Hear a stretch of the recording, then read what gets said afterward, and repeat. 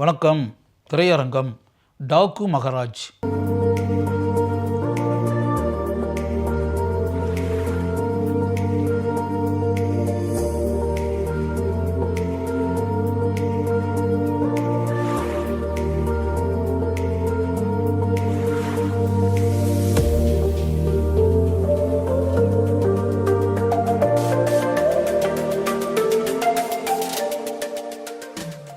இது ஒரு தெலுங்கு திரைப்படம். இந்த படத்தினுடைய கதாநாயகன் பாலகிருஷ்ணா. இந்த படத்தினுடைய இயக்குனர் பாபி கொல்லி. அதாவது இந்த படத்தை பற்றி நான் சொல்கிறதுக்கு காரணம் என்னென்னா, இப்போ தெலுங்கு படத்தில் நம்ம தொடர்ந்து பார்த்துக்கிட்டே இருக்கோம். தெலுங்கு பட உலகில் இப்படிப்பட்ட படங்கள்லாம் இயக்குகிறார்கள், தயாரிக்கிறார்கள் அப்படின்றத பார்த்துக்கிட்டே இருக்கோம். இளம் தலைமுறை எந்த அளவிற்கு பட உலகில் நுழைந்து மிகப்பெரிய மாறுதல்களை செய்து கொண்டிருக்கிறார்கள் அப்படின்லாம் தெரியணும். இப்படிப்பட்ட சூழலில் பாலகிருஷ்ணா என்ற போன தலைமுறையைச் சேர்ந்த நட்சத்திர நடிகர் நடிக்கக்கூடிய திரைப்படம். அவர் பாலகிருஷ்ணா எத்தனை வருஷமாக நடிச்சிருக்காரு? 40 வருஷமாக படத்துறையில் இருந்துட்டுருக்காரு. 40 இயர்ஸாக ஃபீல்டில் இருக்கக்கூடிய ஒருத்தர் நடிக்கக்கூடிய ஒரு திரைப்படம் இன்றைக்கி இருக்கக்கூடிய திரைப்பட ரசிகர்களால் எந்த அளவிற்கு பார்க்கப்படுகிறது, ரசிக்கப்படுகிறது, பாலகிருஷ்ணா எப்படி படத்தில் தன்னுடைய திறமையை காட்டியிருக்கிறார் அப்படின்றத பார்க்கணும்னு நினச்சி தான் இந்த படத்தை போய் பார்த்தேன். உண்மையாகவே ஒரு விஷயம் பாராட்டப்பட வேண்டிய ஒரு விஷயங்க. இத்தனை வருடங்களுக்கு பிறகு கூட கைதட்டி பாராட்டக்கூடிய அளவிற்கு பாலகிருஷ்ணா தன்னுடைய நடிப்பு திறமையை வெளிப்படுத்தி இருக்கிறார். அவர் ஆக்சுவலாக என்ன சொல்ல போனால் அவருக்கு வயசு 64 வயசு.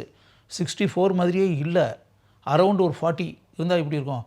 அந்த அளவிற்கு தன்னுடைய உடல் அமைப்பு இருக்குல்ல, அவ்வளோ அருமையாக உடல் அமைப்பு வைத்திருக்கிறார்.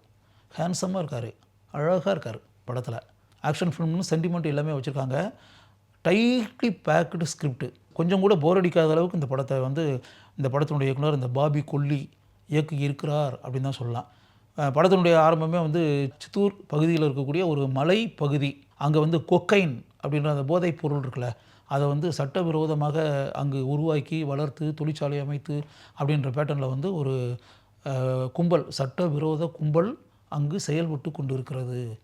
அப்படி இருக்கும்போது அது நாட்டுக்கு நல்லதா, மக்களுக்கு நல்லதா, இளைஞர்களுக்கு நல்லதா, இளம் பெண்களுக்கு நல்லதா? அது நிச்சயமாக கண்டிக்கப்படக்கூடிய ஒரு விஷயம் இல்லையா?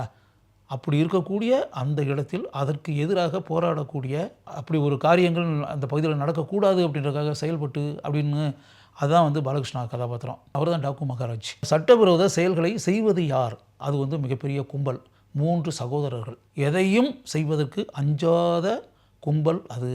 தாங்கள் ஆதாயம் அடைவதற்காக எதையும் செய்வதற்கு சிறிதும் தயங்காத 3 சகோதரர்கள். அதில் ஒருத்தர் தான் Bobby Deol, main villain of the film அப்படின்னு வச்சுங்களேன். ஊர்வசி ரட்டேலா அவங்க தான் இந்த படத்தினுடைய கதாநாயகி, பாலகிருஷ்ணாவுக்கு ஜோடியாக வருபவர். இப்போ இதெல்லாம் நடக்குது அப்படின்னா who is that Daaku Maharaj அப்படின்னு இருக்குல்ல, அதை செகண்ட் ஹாஃபில் ஒரு சூப்பர் ஸ்க்ரீன் ப்ளே பண்ணியிருக்காங்க. எப்படின்னா, சம்பல் பள்ளத்தாக்கில் இதுக்கு முன்னாடி நடந்ததை ஃப்ளாஷ்பேக்காக காமிக்கிறாங்க. அவர் யார், இந்த வன்முறை கும்பல் என்ன அப்படின்னா, இந்த ஊரில் அவங்க கிட்டத்தட்ட ஏற்கனவே இவங்களுக்குள்ள ஒரு தொடர்பு இருக்குது. இவர் அவங்கள எதிர்த்து ஏற்கனவே செயல்பட்டுருக்காரு. இவருக்கு எதிராக அவர்கள் இருக்கிறார்கள் அப்படின்னு வச்சுங்களேன். அந்த சம்பல் பள்ளத்தாக்கு இருக்கக்கூடிய அந்த பகுதிகளில் அங்கே இதை மாதிரி மக்கள் ஒரு வாய் தண்ணி கூட கிடைக்காம நீருக்காக கஷ்டப்பட்டு எவ்வளோ தூரத்தில் போய் அப்படியே தண்ணி எடுத்துகிட்டு அப்படி குடிக்கிறதுக்கு தண்ணி கூட இல்லாமல் அப்படி இருக்கக்கூடிய ஒரு இடத்துல இப்போ வரக்கூடிய இந்த டாக்கு மகராஜ் இருக்கார்ல, பாலகிருஷ்ணா கதாபாத்திரம், அந்த மக்களுக்காக போராடி அங்கே கிட்டத்தட்ட ஒரு அணைக்கட்டே கட்டி உருவாக்கி அப்படின்றது. சட்டவிரோத கும்பல் இருக்குல்ல, மக்கள் வாழக்கூடிய அந்த பகுதியை ஃபுல்லாக கம்ப்ளீட்டாக மக்களை விரட்டி விட்டு அந்த இடத்த ஆக்குபை பண்ணி குவாரி, மார்பிள் குவாரி, பளிங்கு குவாரிகள் அமைக்க வேண்டும் அப்படின்றதுக்காக அவங்க மிகப்பெரிய அரசியல் செல்வாக்கு உள்ளவங்க. கிட்டத்தட்ட அரசாங்கம் வர எல்லா செல்வாக்கும் உள்ளவர்கள். அவங்க நினச்சாங்கன்னா எது வேணாலும் நடக்கும். அப்படிப்பட்டவங்கள எதிர்த்து நின்று சும்மா சாதாரண விஷயம் கிடையாது. சம்பல் பகுதி இருக்குல்ல, அதை செகண்ட் ஹாஃபில் காமிச்சு அங்கே மக்கள் எந்த அளவிற்கு சிரமப்படுகிறார்கள், கஷ்டப்படுகிறார்கள், குடிக்கிறதுக்கு தண்ணியே இல்லாத அளவுக்கு எப்படிப்பட்ட அவல வாழ்க்கையை வாழ்ந்து கொண்டு இருக்கிறார்கள்.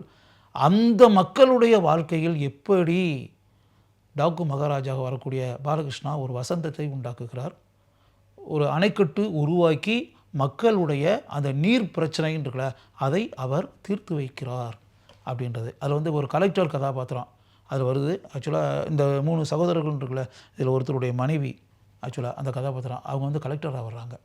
அந்த கலெக்டர்கிட்ட தான் போய் கேட்கணும். நந்தினி அப்படின்றது தான் அந்த கலெக்டருடைய பேர். அந்த கதாபாத்திரம் ஸ்ரதா ஸ்ரீநாத் ஆக்ட் பண்ணியிருக்காங்க. ஆக்சுவலாக கதையில் வந்து மிக முக்கிய பங்கு வகிக்கக்கூடிய ஒரு கதாபாத்திரம்.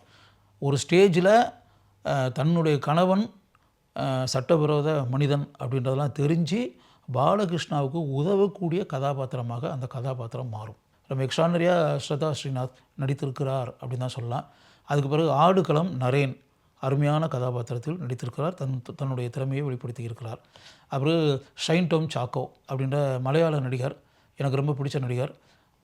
தொடர்ந்து பல படங்களில் அருமையான கதாபாத்திரத்தில் நடித்துக்கிட்டு இருக்கக்கூடிய ஒரு நடிகர். அவர் இதில் மிகவும் குறிப்பிட்டு கூறக்கூடிய அளவிற்கு இருக்கக்கூடிய ஒரு கதாபாத்திரத்தில் வருகிறார். தன்னுடைய திறமையை நன்கு வெளிப்படுத்தி இருக்கிறார் அப்படின்னு. அதனால் டோட்டலாக வந்து இப்போ அங்கே ஃப்ளாஷ்பேக்கில் என்ன நடந்துச்சு அப்படின்னு சொல்லிட்டேன். அந்த அணைக்கட்டு கட்டிய விஷயம், அந்த சாதனையெல்லாம் செய்து விட்டு வந்த பிறகு தான், அது பிறகு அந்த சட்டவிரோத கும்பல் இப்போ வந்து கொக்கைன் போதைப் பொருளை உருவாக்கி மக்களை எந்த அளவிற்கு நாசகம் செய்து கொண்டிருக்கிறது அப்படின்லாம். அப்போ அதனால் பாலகிருஷ்ணன் வந்து அப்படி சும்மா இருப்பாரா?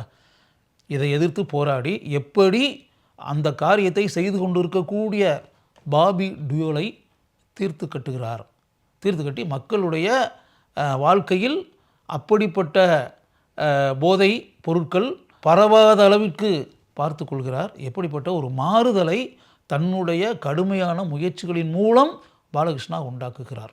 அதுதான் டாக்கு மகாராஜ் படத்தினுடைய கதை. ஆக்சுவலாக இப்போ இந்த கதையை கேட்கும்போதே உங்களுக்கே தெரியுதுல்ல, இது ஒரு டிஃப்ரெண்ட்டான ஏதோ ஒரு நல்ல விஷயத்தை மையமாக வச்சு தானே எடுத்திருக்காங்க அப்படின்ற மாதிரில இந்த விஷயத்தை வச்சுக்கிட்டு இப்போ இந்த அவுட்லைனை சொல்லும்போதே உங்களுக்கே தெரியும், இதில் வந்து கமர்ஷியல் எலிமெண்ட்ஸ் எதை வேணாலும் வைக்கலாம் அப்படின்னு தெரியல. அதனால் இந்த பாடல் காட்சிகள் அப்படின்லாம் தெலுங்கு படத்துக்கே உரிய பாடல் காட்சிகள் எந்த அளவுக்கு பிரம்மாண்டமாக கிராண்டியராக ரிச்னஸோடு இருக்கும்ல, அப்படி நிறையா கூட்டத்தெல்லாம் வச்சு நிறைய ஆட வச்சு அப்படின்னா கூட அது பாலகிருஷ்ணா பற்றி சொல்லணும்னு அவசியம் இல்லை. ஏன்னா அவர் 40 வருஷம் அனுபவம் இருக்குது. அதனால் நடனம் ஆடுவது அப்படின்லாம் அவருக்கு கைவந்த கலை. அதை வந்து என்ன இந்த வயசில் கூட மிக அருமையாக நடனம் ஆடியிருக்கிறார் பாடல் காட்சிகளில் அப்படின்னு வச்சுங்க. அதே மாதிரி சண்டை காட்சிகளில் எக்ஸ்ட்ரானரியாக தன்னுடைய திறமையை வெளிப்படுத்தி இருக்கிறார். டோட்டலாகவே அவருடைய கதாபாத்திரம் வந்து ரொம்ப ஆழமான கனமான கதாபாத்திரம். ஆக்சுவலாக பிகினிங்லேருந்து கிளைமேக்ஸ் வரை வந்து பாராட்டக்கூடிய அளவிற்கு அவருடைய நடிப்பு திறமை படத்தில் இருக்கிறது. இந்த படத்தினுடைய இசையமைப்பாளர் எஸ் தமன். இந்த படத்தில் பிகினிங்கிலிருந்து கிளைமேக்ஸ் வரை பாடல் காட்சிகளையும் மிகவும் சிறப்பாக அமைத்திருக்கிறார். அருமையான மெட்டுகள் பாடலுக்கு அமைத்திருக்கிறார். அதேமாதிரி பின்னணி இசை எக்ஸ்ட்ரானரியாக அமைச்சிருக்காரு. இந்த படத்தினுடைய ஒரு ஆக்ஷன் ஃபில்முக்கு எந்த அளவுக்கு டெம்போவாக ரீரெக்கார்டிங் இருக்கணும் அப்படின்ட்டு இல்லையா, அதை புரிந்து கொண்டு மிக அருமையாக பின்னணி இசையை தமன் அமைத்திருக்கிறார். இந்த படத்தினுடைய ஒளிப்பதிவாளர் விஜய் கார்த்திக் கண்ணன், அருமையான ஒளிப்பதிவாளர். ரஜினிகாந்த் நடித்த ஜெயிலர் படம் பார்த்தோம்ல, அதனுடைய ஒளிப்பதிவாளர் தான். அந்த படத்துக்கு இவர் தான் ஒளிப்பதிவு செஞ்சிருந்தார். பாடல் காட்சிகளும் சண்டை காட்சிகளும் சரி. ரெண்டாவது லேண்ட்ஸ்கேப்னும் போது ஃபர்ஸ்ட் ஹாஃபில் வந்து ஒரு லேண்ட்ஸ்கேப் வந்து ஒரு க்ரீனரியாக காட்டுப்பகுதி, சித்தூர் பகுதியில் ஒரு மலைப்பகுதின்னு சொல்கிறல, மலையின் உச்சியில் இருக்கக்கூடிய ஒரு வனப்பகுதி, ஃபாரஸ்ட் ஏரியா, அப்படி இருக்கக்கூடிய ஒரு ஹில் ஸ்டேஷனில் வந்து எடுக்கப்பட்ட காட்சி. பெரும்பாலான காட்சிகள் நைட் ஃபைட்டு சீன்ஸ். அது எந்த அளவுக்கு பண்ண முடியுமோ அந்த அளவுக்கு அவருடைய ஒளிப்பதிவு திறமையை வெளிப்படுத்தி இருக்கிறார். அதே மாதிரி அந்த ஃப்ளாஷ்பேக் இருக்கு இல்லையா, சம்பல், அப்படி வரும்போது அந்த படத்தினுடைய டோன் இருக்குல்ல, டோனே மாறும். இப்போ இருக்கிறது க்ரீனிஷாக இருக்கக்கூடிய டோன் வந்து அப்படியே அந்த ட்ரை அட்மாஸ்ஃபியர் அப்படின்னு வரும்போது அப்படியே ஒரு சாம்பல் கலர், இல்லாட்டி ஒரு பழுப்பு கலர், டார்க்கு, அந்த பேட்டர்னில் அந்த லேண்ட்ஸ்கேப்பே மாறும் ஆக்சுவலாக. அப்போ 2 மாறுபட்ட டோன்களில் தன்னுடைய ஒளிப்பதிவு திறமையை காட்ட வேண்டிய சூழல் இந்த படத்தினுடைய ஒளிப்பதிவாளருக்கு. அதை புரிந்து கொண்டு விஜய் கார்த்திக் கண்ணன் தன்னுடைய ஒளிப்பதிவு திறமையை அருமையாக அனைத்து காட்சிகளிலும் காட்டியிருக்கிறார். மொத்தத்தில் பாலகிருஷ்ணா கதாநாயகனாக நடித்திருக்கக்கூடிய டாக்கு மகாராஜ் அப்படின்ற இந்த திரைப்படத்தை மிக அருமையாக பாபி கொல்லி இயக்கியிருக்கிறார். ஒரு ஜனரஞ்சகமான திரைப்படம். சிறிது கூட போர் அடிக்காத அளவிற்கு ஒரு ஆக்ஷன் திரைப்படத்தை எப்படி இயக்க வேண்டுமோ அதை நன்கு புரிந்து கொண்டு இவர் இயக்கி இருக்கிறார் என்பதுதான் உண்மை.